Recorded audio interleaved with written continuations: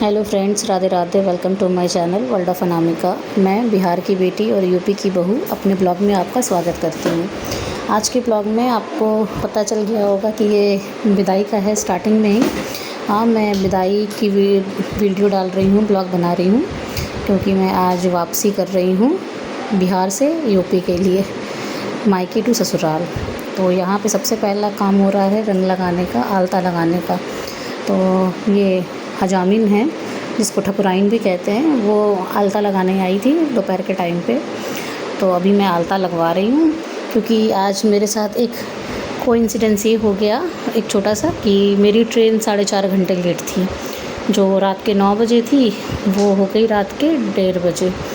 तो इसलिए यहाँ पे मैं रेडी हो रही हूँ। मम्मी ने मुझे लहठी दिया है पहनने के लिए विदाई में, और साड़ी वगैरह सब दिया था, मगर वो मैं साड़ी पहन के आ नहीं सकती थी, इसलिए मैंने नॉर्मल सा कुर्ती वेयर किया है। बाकी सारा सामान मैंने पैक कर लिया था। लहठी ज़रूर मैंने पहनी है, क्योंकि मुझे लहठी का बहुत शौक़ है। मैं बहुत सारा ना लेकर के भी आती हूँ, जब भी आती हूँ घर से, तो अपने लिए। और यहाँ पे मेरे पापा मम्मी मेरा पैक करने में हेल्प कर रहे हैं। वो बच्चों का दूध होता है, पानी होता है, ये सारा कुछ ये लोग दोनों लोग मिल के कर रहे थे। अब माँ बाप तो माँ बाप होते हैं ना, सारा कुछ कर देते हैं बगैर बोले। तो पानी वानी रख रहे थे। और ये लगेज देख लो, जब मायके आती हूँ तो 1 से 2 लगेज होता है, बहुत ही ज़्यादा अगर हुआ तो। और जब जाती हूँ तो कितना सारा होता है। और ये रहा मेरा खोइंचा, जिसका मैं पूरा 1 साल वेट करती हूँ, क्योंकि हमारे यूपी में खोइंचा नहीं दिया जाता है। और बिहार में जब मैं आती हूँ साल में 1 बार, तो मुझे इस पल का बहुत ही बेसब्री से इंतज़ार रहता है खोइंचा का, क्योंकि ये एक सौभाग्य होता है ना हर लड़की का। तो मम्मी पूरा पैकेट मंगवा ली थी चावल का, तो मैंने कहा था कि थोड़ा सा प्लेट में निकाल करके 5 बार दे देना, और बाकी सारा मैं उसी में रख लूँगी, क्योंकि गाड़ी आके लग चुकी थी आने के लिए स्टेशन, तो टाइम भी हो रहा था ज़्यादा। यहाँ पे मम्मी ने पहुँच दे दिया है, और बाकी सारा मैं रख दूँगी और थोड़ा सा अपने पल्लू में बांध लूँगी। ऐसा है ना कि सारा कुछ तो गोद में लेकर के नहीं जा सकती हूँ मैं, तो इसीलिए दूर का सफ़र है। तो मम्मी शुरू से ही, जब शादी हुई थी ना, तो शुरू से ही कहा था कि वो अपने पल्लू में थोड़ा सा बांध लिया करो। और ये मेरी आंटी हैं, जो कि मेरी माँ जैसी हैं, माँ ही कह लीजिए, छोटी माँ कह लीजिए।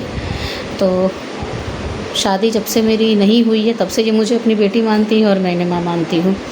और जब से शादी हुई है तब से बेटी जैसा ही मुझे विदा देती हैं और खोइंचा देती हैं। तो मुझे डबल खोइंचा मिलता है जब मैं मायके जाती हूँ तो। और मैं सौभाग्यशाली हूँ, और चाहूँगी कि ज़िंदगी भर मुझे ऐसे ही सबका प्यार दुलार मिलता रहे।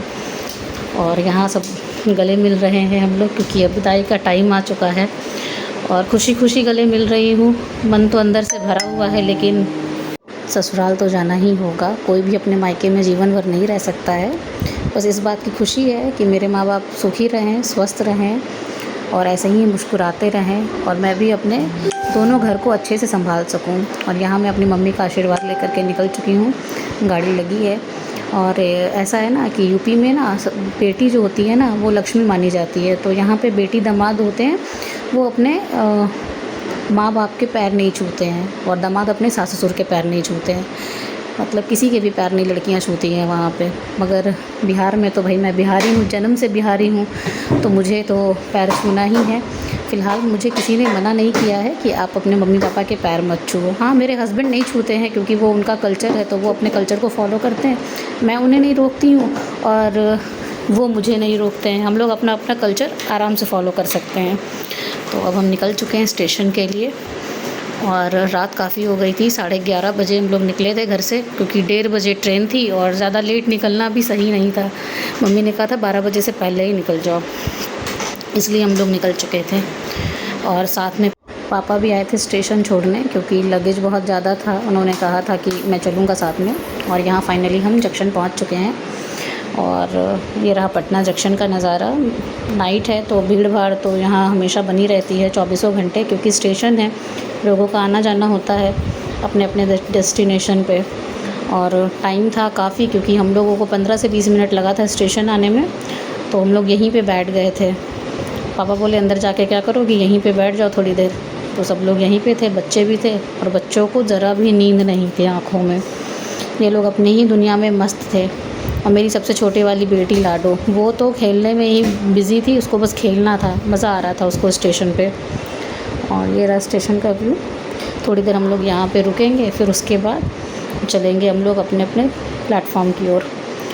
तो भाई भी मेरा आ गया था प्लेटफॉर्म टिकट लेके पापा के लिए।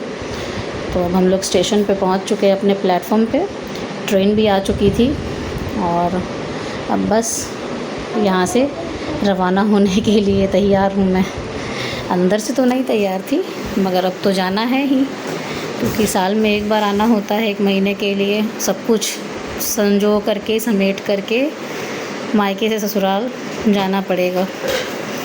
तो अब घर की वापसी है, ट्रेन भी आ चुकी है, सामान भी है और ये हम लोग फाइनली ट्रेन में बैठ चुके हैं। पापा आए थे अंदर तक सामान छोड़ने और यहाँ रात के 1:30 बज रहे थे और ये मेरे बच्चे, जिन्हें बिल्कुल भी नींद नहीं थी, ये अपनी मस्ती के लिए बैठे थे यहाँ पे। और पापा अब जाने को रेडी थे और ये लोग ऊपर चढ़ के बच्चे मेरे शैतानी दे रहे थे, क्योंकि एक अपर बर्थ था और 2 लोअर बर्थ था।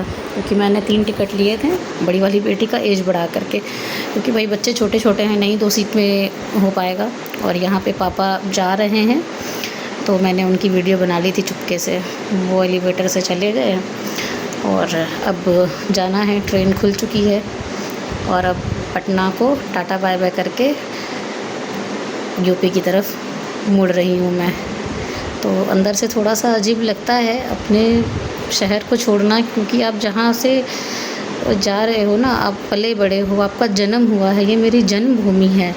तो अब अपनी जन्मभूमि को छोड़ करके, क्योंकि लोग शादी करते हैं तो एक शहर से दूसरे शहर जाते हैं और यहाँ तो मेरा पूरा का पूरा स्टेट ही बदल गया है। तो शुरू में काफ़ी तकलीफ़ होती थी, बट अब तो आदत हो चुकी है। लेकिन फिर भी थोड़ा लगता है ना कि अब मैं सीधे स्टेट चेंज करके जा रही हूँ। कभी सोचा नहीं था सपने में कि ऐसा भी दिन आएगा, मगर वो तो गॉड की कृपा है, भगवान की देन है। अब पटना मेरे से छूट रहा है और मैं अब जाने को तैयार हूँ। यहाँ पे भाई बेडशीट वगैरह बिछा रहा था सोने के लिए, क्योंकि नाइट बहुत हो चुकी थी और बेटी परेशान कर रही थी। फिर सुबह का टाइम है, ये सुबह वो सो रही थी और पूरी रात वो सोई नहीं थी मेरी बेटी। और फाइनली हम लोग यहाँ पे स्टेशन आ गए थे गोविंदपुरी कानपुर में, क्योंकि कानपुर सेंट्रल की टिकट नहीं मिली थी, काफ़ी रश चल रहा था ट्रेन टिकट बुकिंग में, जबकि 1 महीने पहले मैंने बुकिंग कराई थी। और यहाँ पर हमारी गाड़ी भी आके लगी हुई थी, ड्राइवर लेकर आया था कार, क्योंकि मेरे हस्बैंड को टाइम नहीं था तो उन्होंने ड्राइवर को भेज दिया था। और यहाँ पे बैठ गए हम लोग गाड़ी में और अब चले, क्योंकि कानपुर से ना मेरे को गुरसहायगंज जाना होता है, तो वो 2 घंटे का रास्ता है, 100 किलोमीटर पड़ता है कानपुर टू गुरसहायगंज। तो यहाँ से अब अपनी गाड़ी से सफ़र करेंगे और अपने घर की तरफ जाएंगे।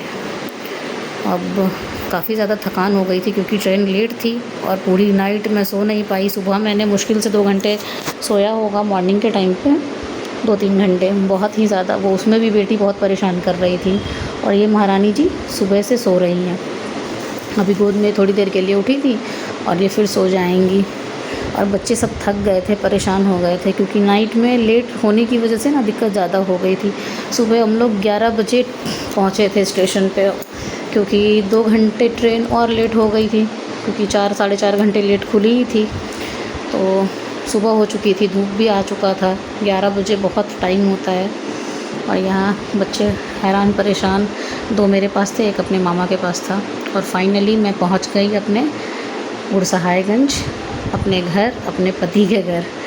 तो ये हमारे घर के बाहर का व्यू है, थोड़ा कॉलोनी टाइप का है अंदर, तो मैंने सोचा थोड़ा इसे भी दिखाया जाए। तो फाइनली पहुँच चुके हैं हम अपने घर और इस समय तकरीबन 1 बज चुका है दोपहर का और गर्मी काफ़ी ज़्यादा है और बहुत बुरा हाल हो रखा है गर्मी में, तो लंबा हो जाता है मेरे लिए तो।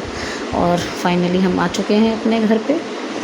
ये रही मेरी कॉलोनी और आगे आ गया मेरा घर, माय होम स्वीट होम। तो गेट बंद है क्योंकि हस्बैंड जी हैं नहीं मेरे, वो शॉप पे थे, तो अभी वो चाबी लेकर आएंगे तो फिर मैं अंदर जाऊंगी।